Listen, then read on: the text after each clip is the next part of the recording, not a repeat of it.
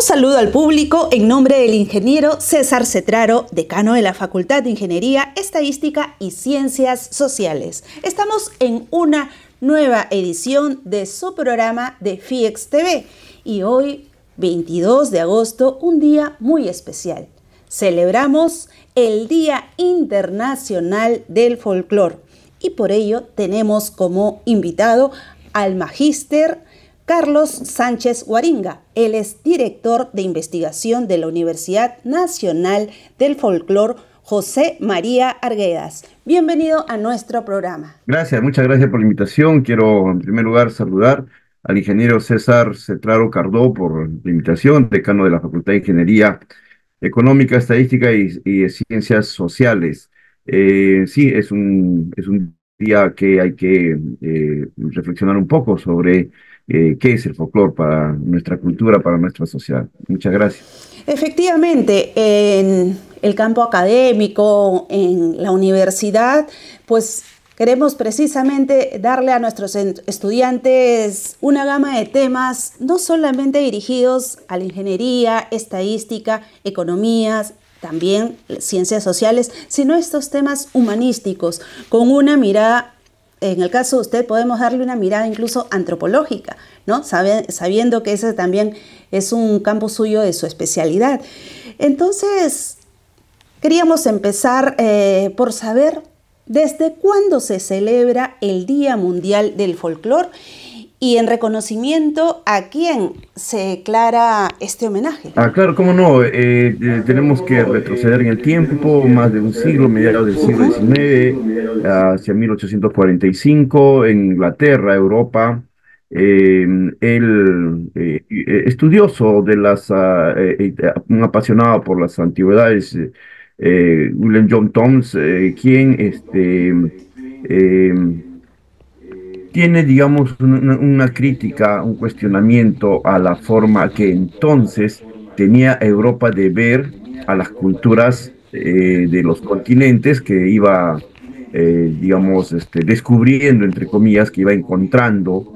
Se daban cuenta, pues, evidentemente que eran diferentes, ¿no? Pero esta diferencia estaba visto en términos de atraso, ¿no? Y desarrollo. Ellos, por supuesto, Europa para ellos eran civilizados y desarrollados, y los demás continentes y demás poblaciones que iban encontrando en sus viajes eran para ellos pueblos atrasados en el tiempo, subdesarrollados, ¿no? Por lo tanto, no tenían cultura, sino eran simplemente incultos. Pero John Thoms, en mediados del siglo XIX, ya cuando las ideas ilustradas estaban con mucha fuerza, decide pues que o piensa que no son poblaciones salvajes ni bárbaras, sino que de todas maneras tenían ciertos grados de cultura, al cual se podía llegar desde el concepto de folclore. Es por eso que él escribe un artículo sobre proponiendo el uso del concepto de la palabra folclore, y a partir de la publicación de este artículo, que va a ser un 22 de agosto, se celebra entonces, la UNESCO decidió celebrar pues el Día Mundial de Folclore.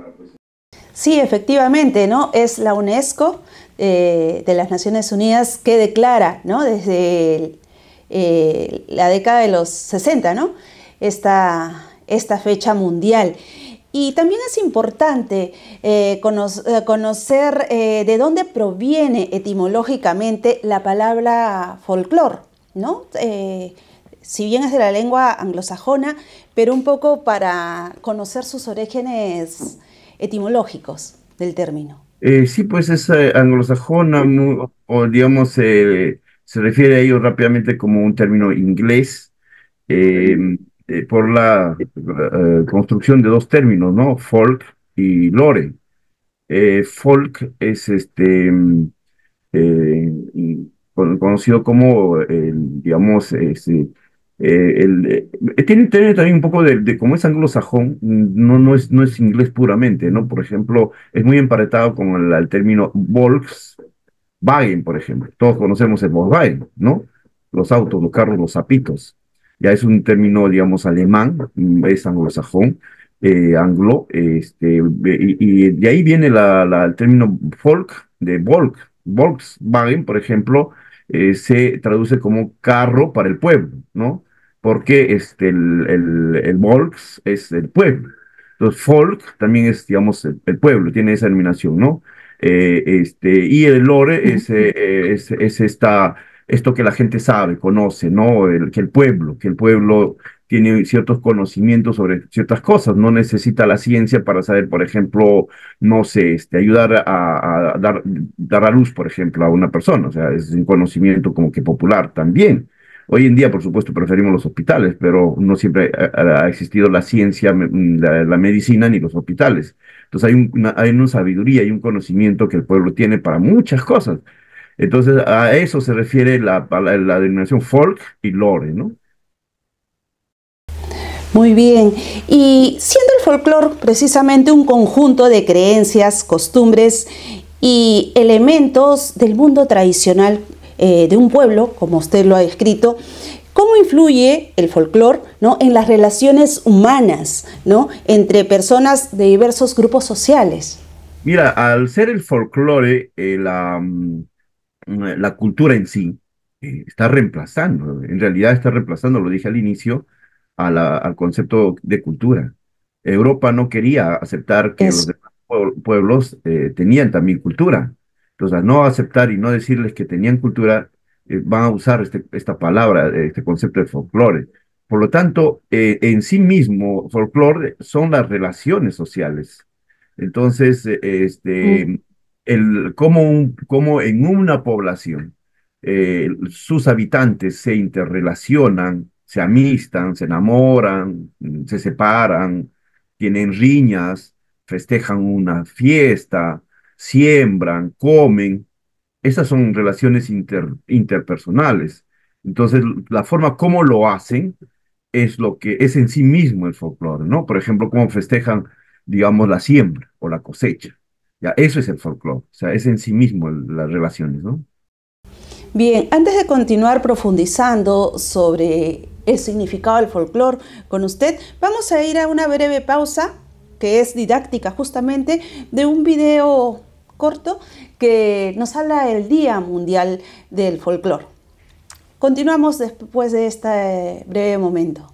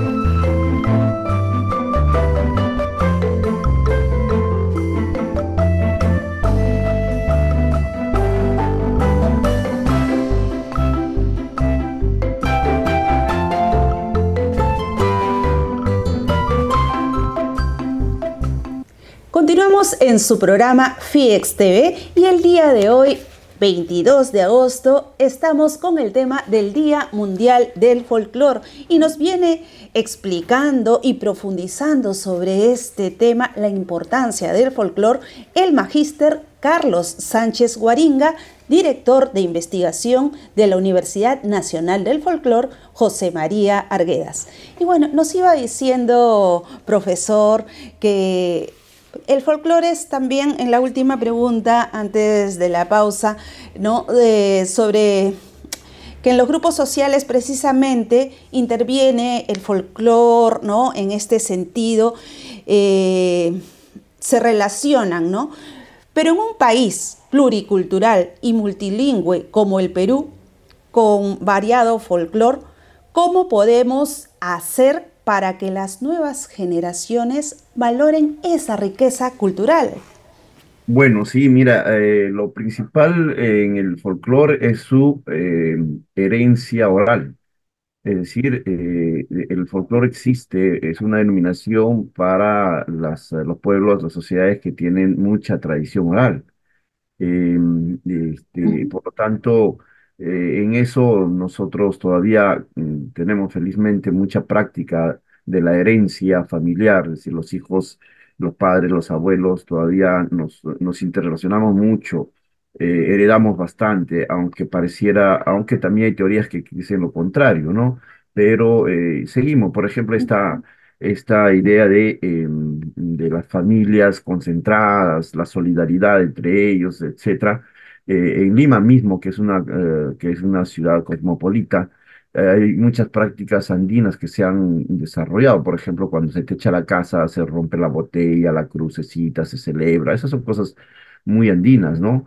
Entonces, yo creo que estamos haciendo bien las cosas. Yo soy más bien positivo en este sentido de que se sigue reproduciendo muchas tradiciones, muchas costumbres que forman parte del folclore vía la enseñanza de los padres y los hijos. Los colegios, por ejemplo, hace años atrás más bien no todos enseñaban danzas folclóricas. Hoy día casi en ningún colegio se deja de enseñar las danzas, ¿no? Hay ferias gastronómicas, por ejemplo, Mistura habría sido en años anteriores una feria de comida criolla. Hoy en día más bien se valora la comida, digamos, marginal, ¿no? La comida de los pueblos, la comida de la Amazonía, por ejemplo. Entonces, la comida de lo afro, por ejemplo, ¿no? Los anticuchos, el rachi, eran comidas marginales, eran comida realmente del pueblo, ¿no? Que la gente muy acomodada no solía comer. Por eso es que aparece en el Rímac o aparece en lugares bastante, con mucha carencia. Así que yo creo que vamos bien, ¿no? Estamos haciendo nuestro rol de trasladar nuestras herencias a las nuevas generaciones. Es más, ya no se le llama tanto comida marginal, sino en muchos casos comida regional o platos populares, ¿no? Platos típicos, ¿no? Se les suele denominar y ya no se usa, felizmente se ha avanzado en ya no usar el término comida marginal, ¿no? Como lo ha escrito usted, si no se valora mucho la comida regional y nuestra diversidad de platos típicos en el Perú, ¿no? Eso es muy valioso y muy bueno. Pero hay, sin embargo, quienes por desconocimiento marcan distancia, ¿no? Entre lo cultural, de lo que también hemos estado hablando con usted, y el folclore mismo, ¿no? Usando en ocasiones el término folclórico, ¿no? En un sentido peyorativo. Explique, profesor, al público cuál es la relación estrecha entre lo cultural y el folclore, ¿no? O lo llamado folclórico, ¿no? Ya lo ha ido diciendo, pero para profundizar más y que quede claro que hay una relación estrecha entre la cultura y el folclore, ¿no? Claro que sí, no, ya lo venimos diciendo, vamos a ser mucho más Sí. descriptivos.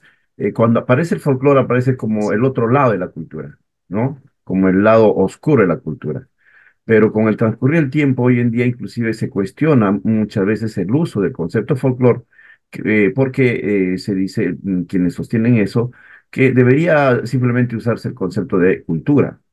¿Para qué ya hacer la diferenciación si ya hemos entendido que todo es cultura? Entonces, y ahí se viene discutiendo hoy en día la pertinencia y la relevancia del concepto de folclore o su cambio por algo mucho más relevante como cultura en sí misma, ¿no? Pero sí, para describirlo mejor, como nace, como el otro lado de la cultura, como nace el folclore como las acciones, actividades culturales que no son cultas, ¿no? Que son más bien incultas, así aparece en el siglo XIX, Entonces, viene una tradición de creer que es lo menos valioso, que son las cosas mal hechas, que son las cosas hechas, digamos, de manera empírica, sin ningún buen criterio.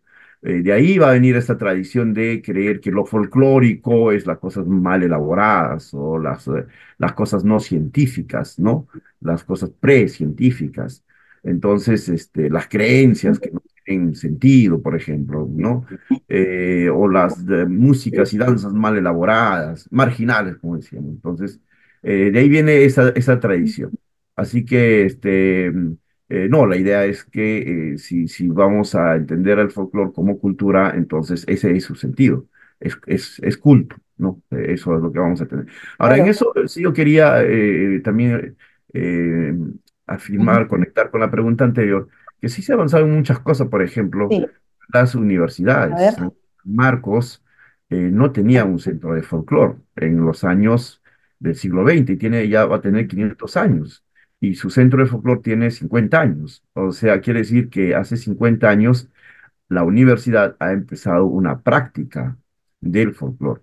Lo mismo pasa con la UNI. La UNI también tiene, Folcuni aparece también en los años 70, ¿no? Gracias a las migraciones andinas y sus generaciones que empiezan a estudiar en la UNI, aparecen sus centros folclóricos, entonces se llamaba Folk Uni, así, hasta ahora sigue existiendo, ¿no? Y tiene sus grupos de zampoñas, tiene su grupo Claro. de danzas, tiene su centro cultural.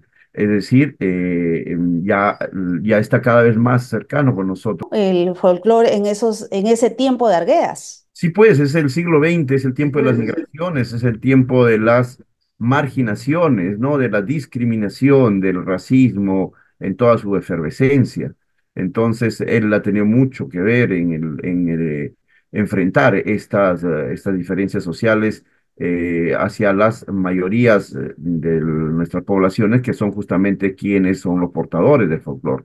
Por lo tanto, su trabajo ha sido muy invalorable, ¿no? Sobre todo en la educación. Hay que recordar que él fue profesor en Sicuani, en Cusco, nada menos, ¿no? Profesor en la Universidad de San Marcos y profesor finalmente en la Universidad de La Molina. Y habríamos todos que saber su vida, porque su vida es un ejemplo, ¿no? Él viene también de una familia disgregada, de Lo padres seguir, por supuesto. divorciados, tiene una madrastra que lo maltrata, un hermanastro que lo maltrata, y Así es. finalmente él se suicida, ¿no? Entonces, su vida en sí mismo es un gran ejemplo para todos los peruanos. Sí, sí, sí, y se une un poco el folclore con la cultura, porque también era una persona que contribuye mucho a la cultura del Perú, ¿no? Y ya yendo ahora nuevamente al presente, ya nos ha ido diciendo un poco que sí considera usted que el folclore peruano sí está siendo inculcado a las nuevas generaciones, pero ¿cree que está siendo verdaderamente valorado en todos los niveles hoy en día nuestro folclore peruano, en todas sus dimensiones, en todas las áreas, está siendo verdaderamente valorado? No, la respuesta es no, ¿no? Pero hay una explicación que hay que tener en cuenta.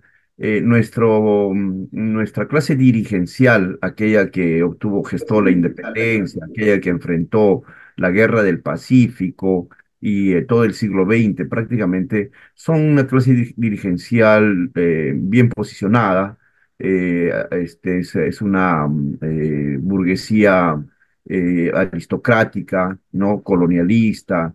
Entonces, por lo tanto, no, muy marcadamente desligada de las poblaciones mayoritarias de de las poblaciones que tenían la herencia cultural, en lo cual nosotros somos, ya lo has comentado, somos muy ricos, somos muy diversos, ¿no? Es muy milenario no sé, tantas prácticas, por ejemplo, estas ideas de que en el Perú, en muchos lugares, por ejemplo, no te venden sal a partir a partir de que oscurece, por ejemplo. Es una creencia muy popular. Así es. Por ejemplo, esa creencia, esa Ujú. práctica viene desde los mochicas, Sí. ¿no? O sea, entonces, tenemos nosotros una gran tradición que está Ujú. basada en estas poblaciones de las cuales estaba completamente alejada las poblaciones que han hecho la política cultural en el Perú. Por lo tanto, es comprensible que se haya luchado para posicionar estas tradiciones en muchos ámbitos oficiales. ¿Te imaginas en los años, no sé, 20, 30, eh, por decir un pasacalle de Eso. folclore en Lima? Pues no, ¿no? El Jirón de la No, Unión era no. una avenida para los aristócratas, ¿no? No podía pasar alguien vestido de campesino, porque para empezar era mal vestido. Ese era estar mal vestido. Estar bien vestido era vestirse como ellos. Sí, sí. Por lo tanto, ha habido Sí, mucho pues. tiempo de empuje para posicionar el folclore en muchos ámbitos de los cuales antes estaba negado. Y no se ha terminado. Por lo tanto, la respuesta es no, no está todavía muy bien posicionado en muchos lugares, pero yo creo que hemos avanzado bastante. Eso es lo que te comentaba. Estamos en un proceso de construcción de identidad de nuestro folclore y valoración, ¿no? Real, ¿no? Y total, en su verdadera magnitud. Y ya a modo de mensaje final, eh, ¿qué nos enseña el folclore hoy en día, ¿no? En sus diferentes expresiones, ¿no? Para dejarle ese mensaje al público, ¿no? Que lo folclórico no es aquello, por lo que ya hemos dicho en el transcurso del programa y usted lo ha expresado, no es lo mal hecho, y se sigue usando mucho el término, ¿no? Esta gente que es folclórica, que es como algo negativo, sino que realmente a valorarlo, ¿no? Denos un mensaje y la enseñanza hoy en día del folclore. Para empezar, el folclore nos remite a la historia, nos recuerda de dónde venimos, ¿no? Nos muestra que ha habido muchísimas generaciones, cientos de generaciones que antes de nosotros han trabajado para heredarnos lo que tenemos, ¿no? Eso en primera instancia, no hay que olvidar las raíces, el pasado. Luego nos da muchos elementos culturales muy bienvenidos hoy en día, por ejemplo, el amor por la naturaleza. Estamos en tiempos donde nos estamos dando cuenta, felizmente, que somos muy agresivos con la naturaleza. La contaminación es en todos sus niveles, no solamente la contaminación de los ríos, no, hasta la contaminación sonora que tenemos en las ciudades. En ese sentido nos enseñan en estas poblaciones que vivían en más armonía con la naturaleza. Luego la armonía también entre las poblaciones, la solidaridad. Somos muy eh, poseedores de una gran solidaridad, ¿no? Que es muy andina. La ayuda, las faenas, por ejemplo, el AINI, ¿no? Hoy día por ti, mañana por mí, cosas de ese tipo. Entonces, nos deja muy buenas enseñanzas y muy positivas también. Por ejemplo, hoy en día las mamás no quieren llevar a los bebés cargadas sobre sus espaldas con una manta, sino prefieren comprarse un carrito muy moderno, ¿no? Y en ello, por ejemplo, hay una gran enseñanza en el hecho de que nuestra tradición nos enseña que es mejor llevar al bebé en la espalda, porque para empezar es una, hay un El contacto, contacto. ¿no? Muy importante de la madre con el hijo, mientras que el cochecito te genera más bien una separación, ¿no? Inclusive más peligroso y todo lo demás. Así como esa podemos mencionar muchísimas, digamos, conquistas que ha tenido nuestros pueblos en el tiempo, que nos han heredado vía lo que hoy día llamamos folclore.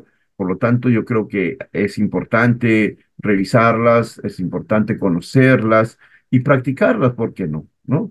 Así que, pero muy bien, programas Ujú. como ustedes en nuestra universidad, yo también soy profesor de la UNI hace muchos años. Hoy día el Eso. Ministerio de Cultura también está Gracias. celebrando este día. la universidad, nosotros también hoy día tenemos un gran evento más tarde, ya desde ayer, todas las universidades, los sociales están realmente movilizados alrededor de este gran tema que para nada es negativo, sino tiene mucho, mucho de positivo. Por supuesto que no. Es muy positivo, por eso es que se celebra este Día Mundial del Folclor, para que valoremos toda la riqueza, y somos un país en ese sentido muy bendecido porque nuestro folclor, una vez más lo resalto, es muy rico y variado. Muchas gracias por acompañarnos el día de hoy, profesor Carlos Sánchez Guaringa, y no será la última vez que lo tengamos para poder compartir otros temas de interés para nuestro público en general. Y con nosotros será hasta otra oportunidad aquí en su programa de FIEX TV.